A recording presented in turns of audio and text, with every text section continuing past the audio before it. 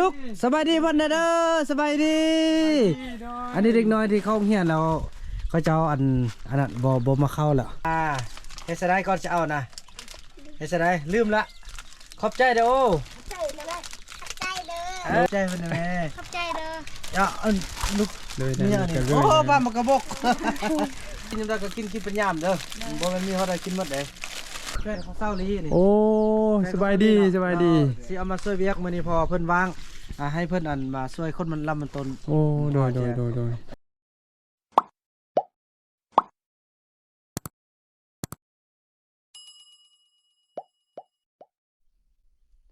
สบายดีและสวัสดีพ่อแม่พี่น้องบ่ว่าจะอยู่ฝั่งลาวฝั่งไทยต่างประเทศกายินดีต้อนรับเข้าสู่ช่องวิธีสาบานมื้อนี้บ่าวซึกสิพาพี่น้องมาเที่ยวมาชนเผ่าตองเรื่องเนาะเผ่าตองเรื่องที่อยู่บ้านพลทองเมืองเพียงแข้งสยามบุรีนัดกับบ่าวบุญนำหรือว่าบ่าวบุญนำที่ว่าประจำอยู่นำชนเผ่าตองเรื่องเนาะว่าเพิ่นเป็นผู้ช่ว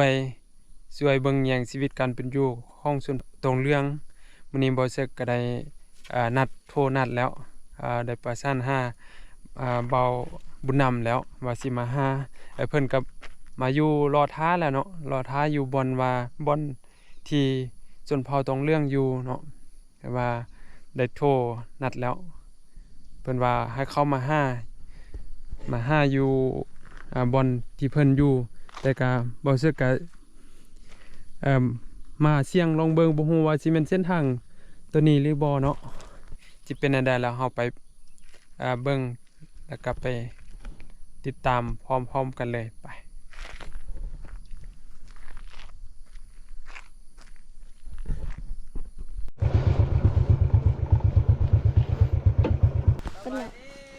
สบายดี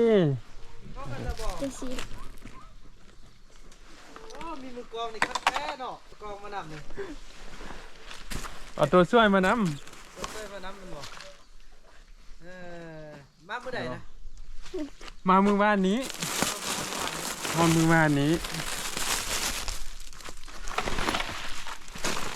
จะได้สบายดีป่ะโอ้ยสบายดีอยู่โอ้สบายดีสบายดีเด้อสบายดีขอบใจเด้ออันไปมอบเพิ่นเลยเนาะเลยป่ะเนาะเอ้ยนี่มื้อนี้อายเพิ่นมายามห้องพี่น้องเนาะโอ้ลูกสบายดีเพิ่นเด้อสบายดีอันนี้เด็กน้อยที่เข้าเฮียนแล้วเขาจะเอาอันนั้นบ่มาเข้าแล้วโดยโอ้เนี่ยเอามาให้เด้อโอ้พี่น้องเอ้ยเนาะมีข้าวเนาะมีข้าวมีขนมมีปลาดุกพอดีเห็นว่าอันฟันให้ฟันส่วนเรายันบ่มีข้าวกินเลยนะแม่นแหละโอ้บางอันนี้ปั้นให้เด็กน้อยเลยเนาะปั้นให้เด็กน้อยเดี๋ยวให้ลูกชายให้ผู้ช่วยเป็นผู้ยายเลยไปยันกันเนาะพี่น้องเอ้ยเนาะมื้อนี้ก็ดีใจทางอ้ายเพิ่นมาฮอดมาถึงเฮาพี่น้องเนาะก็ FC เข้ามาบ่นำก็อย่าลืมเนาะฝากเข้าไปติดตามเป็นกำลังใจเพิ่นเด้อตอนนี้เพิ่นกำมาช่วยแล้วนี่พี่น้องมีขนมเนาะมีปลาดุกแล้วก็ข้าวสารพี่น้องแม้แต่สิ่งที่จำเป็นเลยพี่น้องเอ้ยเอาให้เพิ่นเลยครับเพิ่นเลยจะกันให้ยายเลยเด้อเฮ็ดซะได้ก่อนจะเอานะเฮ็ดซะได้ลืมละขอบใจเด้อโอ้ขอบใจเลยขอบใจเด้อให้ไม่เท่ากันเด้อแห้งอยู่บ่ขอบใจเด้อจะว่าเข้าอันนี้เบิ่งวันนั้นเบาบุญนำก็จะได้ถ่ายคลิปก่อนเนาะพี่น้องแล้วจึงจะแบ่งให้เพิ่นเนาะเพราะว่าอันนี้ก็เดี๋ยวอายเพิ่นมาฮอนแล้วเนาะหวังว่าจะ FC ก็เพิ่นจะได้เข้ามาเบิ่งเนาะแล้วตอนนี้เราจะมาย้ายขนมเพิ่นก่อนเนาะไปย้ายขนมก่อนได้มาแล้วโอ้เด็กๆอยู่พี่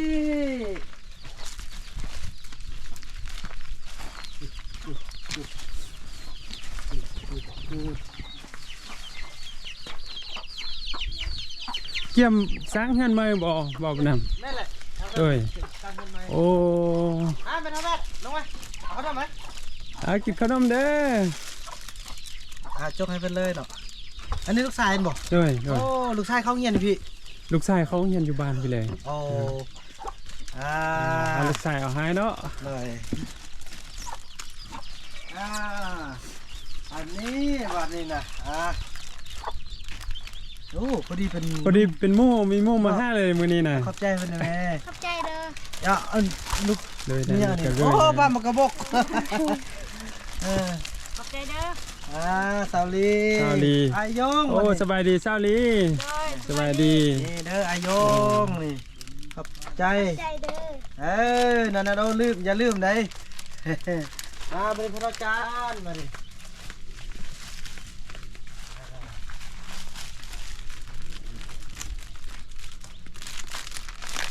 สบายดีสบายดี ขอบใจเน กิ อะ นขนมเด้อโอ้ อันนี้เลือกกาแมนให้ให้ซาลีเอาไว้ให้ลูก โดย เนาะ โดย ไปให้ซาลีเอาไว้ให้ลูกเด้อสิไปให้ลูกเด้อพนักงานจีแบงขนาดดอก โดย เอาไปให้ลูกเด้ออย่าซ้อให้ลูกกินกินคือจะกินยังไงก็กินเป็นยามเด้อบ่มันมีเขาได้กินหมดเลย โดยบ่าวบุญธรรมประจำอยู่พี่เลยบ่ แม่แหละนอนประจำที่เลยจนเพื่อนเขาแล้วจนยังทุกอย่างแล้วเขาแหละ โดย พอปะกับปะบ่ได้ โอ้พากันกินข้าวกินน้ำเลยบ่นี่ กินแล้ว กินข้าวเช้าแล้วเนาะ กินข้าวเช้าแล้ว โอ้ เกี่ยมกินข้าวสวยกันตอนนี้ก็จักโมงเลย โอ้ได้เฮ็ดหยังกินมื้อช่วย มื้อสวยนี่น่าจะเนี่ยไข่เนี่ยซื้อออกตลาดไว้ซื้อไข่ซื้อซีนเขาเจ้าซอยเป็นแห้งตากแดดไว้ โดยครอบครัวก็มาอยู่พี่นำบ่ แม่นแหละนี่เขาความนอนเบิ่งลูกฉัน นอนโอ้สบายดีโอ้เลี้ยงลูกอยู่พี่เลยเนาะ แม่นแหละ โอ้ ยังอยู่เล โด ย ยโอ้สะดวกสบายเนาะ แม่น แบบวิธีเก่าเลยเป็นปลูกอยู่ไส วิธีเก่ามันฮู้อยู่ป่านั่นพุ่นน่ะโยนผู้ไกลๆพุ่นแล้วเขาเบิ่งสุดสายตาพุ่นแหละ มา อยู่ผู้โต้ง โดยโอ้อยากเห็นแบบเป็นวิธีดังเดิมที่เคยเพิ่นเคยอยู่หั้นนะ ก็คงจะได้ใช้เวลาไปเป็นมือเพิ่นจึงฮอด โอ้โดย ฮอดไปแล้วก็ยังจะได้ขึ้นผู้กันนั่นก็จินคือว่าเลยเขาเจ้าช่วงนี้มันได้ยินเขาเจ้าว่าไปฮอดทิศนาแว่นเขาเจ้าไปเอามาคอสั่นมันจะไกลไปเป็น2-3มื้อแล้วจึงฮอดน่ะ แล้วเดี๋ยวนี้ยังเหลือจากคนยังจาก เดี๋ยว ค นี้ น ยังเหลืออยู่19คนตอนนี้ 19คน นั่นแหละ โอ้ ยิง โดย ยิงเก่าใส่10 ยิงเก่าใส่10 ประมาณนี้แหละ อ๋อ เก่าใส่10 ก็มีไฟฟ้าใช่เนาะไป มีเป็นไฟเก็บแสง โอ้ เป็นการบริจาคช่วยเหลือจากกันยาเมเจวอน โดย ผู้เพิ่นใจบุญอยู่ทางสหรัฐอเมริกาเพิ่นช่วยไกลนี่มันยังมันเพิ่นช่วยหมันแหละทุกอย่างที่เราเห็นนี่99%แล้วมันเพิ่นนั่นแหละช่วย โดย ส่วนทางนั้นอันตูบอันสลานก็เป็นของยาเมจันดาลีคำวงศาเพิ่นช่วยนะ โดยสุดเสยบาบุญนำที่มานำพาเฮ็ดเนาะ โดย นำพาแบบใส่ชีวิตแบบใหม่เนาะแต่กี้มัน แม่น ใส่ชีวิตแบบดังเดิม แม่ ม น งตองเนาะหลังจากตองเรื่องแล้วจะย้ายแม่นบ่ แม่นเลย ตะกี้นะ แม่ จะ น ย้ายปลุกแล้วบดอยู่บอนนี้แล้วก็จะย้ายไปอยู่บอนใหม่เนาะ แม่นเลย โดยใส่ชีวิตแบบใหม่แล้วโอ้มีโต๊ะมียังหับแขกได้เนาะ แม่นแหละอันนี้ก็เป็นการช่วยเหลือของยาเมจิวอนคือกันอันนี้ก็ได้เพิ่นคือว่าแหละ99%เป็นของยาเมจิวอนเลยที่ว่ามาสร้างหมู่บ้านที่นี่จังซี่แหละโอ้หนาวเนาะสลีนมื้อนี้เนาะ อยู่ในขั้นตอนการกาเกียมเนาะ แม่นเลย กาเกียม ครับ โอ้ เป็นไม้ มีแผงโซลาร์เซลล์ที่เพิ่นช่วยเนาะ แม่นแหละ ก็สิเป็นผู้ใหญ่ใจดีเพิ่นเป็นผู้มาช่วยโอ้มีรถทิพย์ อันนี้เป็น รถ ขอ ทิ ง พย์ให้ผู้น้อย รถที่ผู้น้อยนี่เป็นของอันพี่วีจากฟินแลนด์เป็นช่วย แล้วก็นั่นแหละไฟย่างตั้งก็สิแม่นแม่เจวอนคือกัน